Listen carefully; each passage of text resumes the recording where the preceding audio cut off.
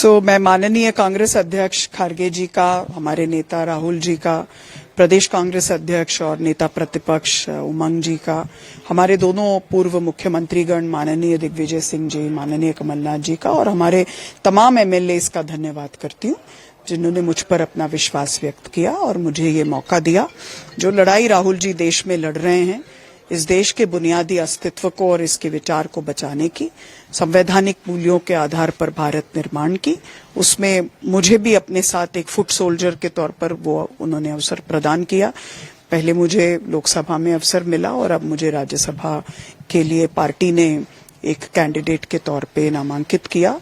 तब जबकि मेरा कोई पॉलिटिकल फैमिली बैकग्राउंड नहीं है, तो ये मेरे लिए एक बहुत ही विनम्रता का क्षण है, हम ह्यूमिलिटी का क्षण है और मैं इसे इसी रूप में देखती हूँ।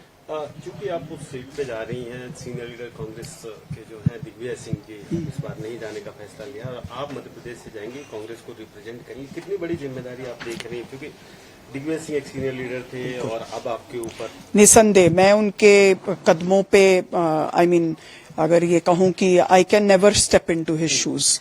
वो तो बहुत टॉल लीडर हैं जिन्होंने हमेशा सेक्युलर वैल्यूज की लड़ाई लड़ी है और हम सब ने उनकी उस लड़ाई से अपने लिए भी प्रेरणा प्राप्त की है और मेरा प्रयास होगा कि उसी नक्शे कदम पर चलूं और माननीय राहुल जी ने जो हम सबके लिए एक टॉर्च बेयरर हैं इस लड़ाई में, उनके साथ हम आगे बढ़े।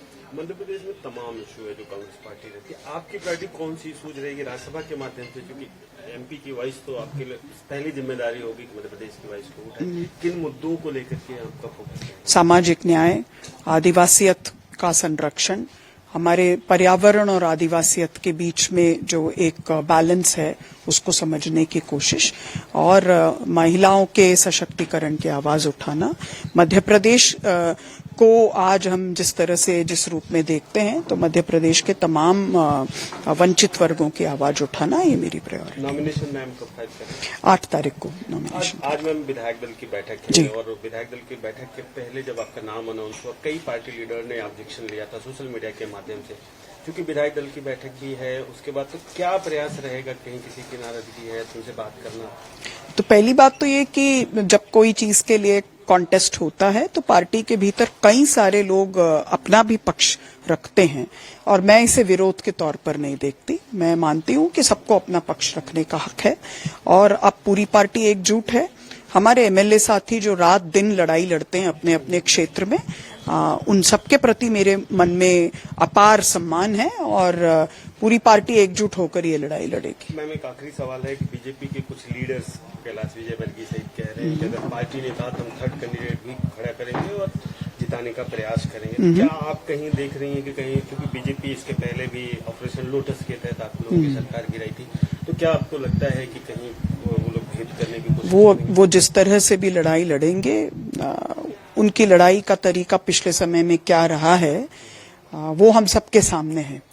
लेकिन सवाल यह है कि लोकतंत्र जीतेगा या हारेगा। ये मेरा सवाल नहीं है, ये कोई मेरी व्यक्तिगत लड़ाई भी नहीं है, ये एक विचार व्यवस्था की लड़ाई है। इस देश के बुनियाद को किस तरह से हम एक जो यूनियन ऑफ स्टेट है उस विचार को किस तरह से बरकरार रख पाएंगे उसकी लड़ाई है और मुझे विश्वास है कि लोकतंत्र प्रिवेल करेगा।